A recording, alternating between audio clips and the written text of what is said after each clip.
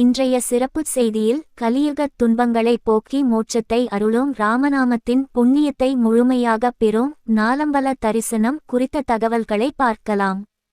கேரளாவின் ராமபுரத்தில் ஆடி மாதத்தை முன்னிட்டு ஸ்ரீராமர் மற்றும் அவரது சகோதரர்களை ஒரே நாளில் தரிசிக்கும் இந்த விசேஷ வழிபாடு விமரிசையாக தொடங்கியுள்ளது. இது குறித்த ஒரு சிறப்பு தொகுப்பு.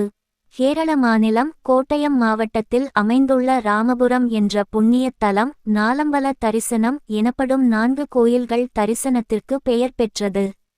ஸ்ரீராமர், லட்சுமணர், பரதர் மற்றும் சத்ருக்கனர் ஆகிய 4வரையும் ஒரே நாளில், அதுவும் மதிய பூஜைக்கு முன்பாக தரிசிப்பது ஆன்மீக ரீதியாக உத்தமமாக கருதப்படுகிறது. இந்தியாவில் வேறு எங்கும் இல்லாத சிறப்பாக ராமபுரத்தில் இந்த 4 சகோதரர்களின் ஆலயங்களும் வெறும் 3 கிலோமீட்டர் சுற்றளவிற்குள்ளேயே அமைந்துள்ளன. இதனால் பக்தர்கள் மிக குறுகிய காலத்திலேயே ஆசார அனுஷ்டானங்களுடன் மதிய பூஜைக்குள் தங்களது வழிபாட்டை நிறைவு செய்ய முடிகிறது. முனிவர்களால் பிரதிஷ்டை செய்யப்பட்ட இந்த 4 ஆலயங்களின் சிலைகளும் வைகுண்டவாசனின் விஸ்வரூபத்தை காட்டும் விதமாக ஒரே தன்மையுடன் வடிவமைக்கப்பட்டுள்ளன. இந்த 4 ஆலயங்களையும் தரிசித்த பிறகு இறுதியாக மீண்டும் ராமபுரம் ஸ்ரீராமசுவாமி ஆலயத்திற்கு வந்து வழிபடுவதோடு இந்த நாலம்பல யாத்திரை பரிபூரணம் அடைகிறது.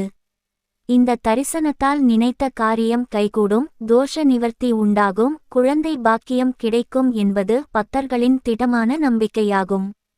இந்தாண்டு வருகின்ற ஜூலை 17 முதல் ஆகஸ்ட் 16 வரை நடைபெறும் இந்த ஆடி மாத தரிசனத்திற்காக பல்லாயிரக்கணக்கான பக்தர்கள் குவிந்து வருகின்றனர்.